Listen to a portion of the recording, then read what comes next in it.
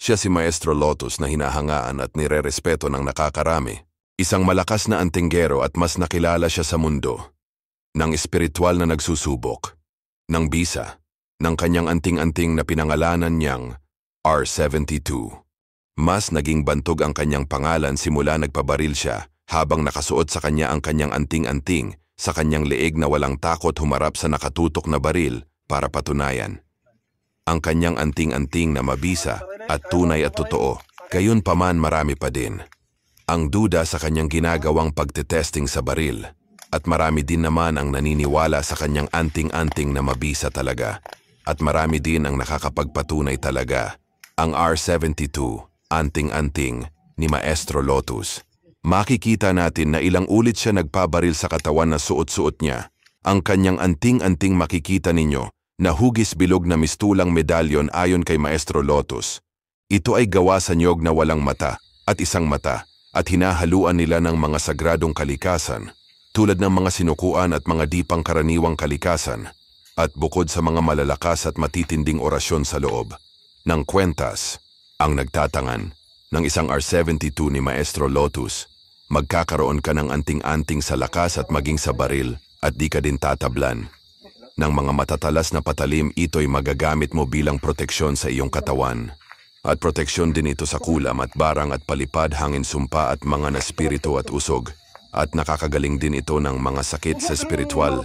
Magagamit mo din ito sa gayuma at pampaamo. At maganda rin ito sa pampaswerte sa negosyo at sugal. Marami din. Ako nakapanayam na nakakuha ng R72 ni Maestro Lotus at sila mismo ang nagpapatunay na totoong mabisa at anting-anting na ito. At may nakapagsabi din na kapag suot mo ito nagkakaroon sila ng kakaibang lakas ng katawan at nalulusaw ang ibang sakit na physical. At simula nang nagkaroon sila ng R72 ni Maestro Lotus sunod-sunod ang kanilang swerte na dumating at yung iban man palagi silang nanalo sa sugal sa kasino. Mahusay talaga ang R72 ni Maestro Lotus Agimat. Ikaw ang tunay na antingero na di mayabang kaya ka nabigyan ng kakayahan ng Diyos para makatulong sa mga gusto magkaroon ng anting-anting.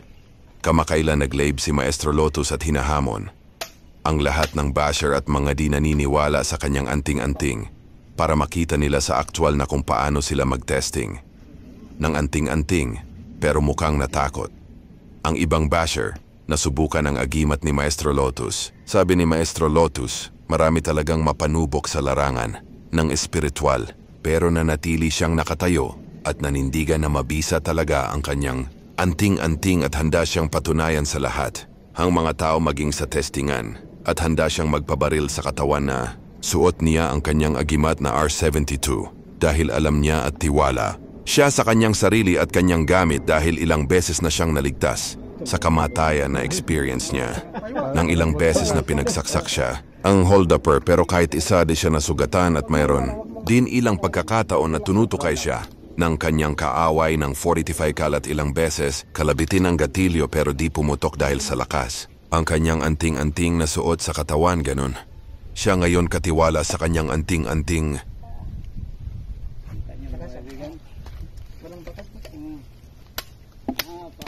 Napakaligid po mga kaibigan talaga. Bulacan po.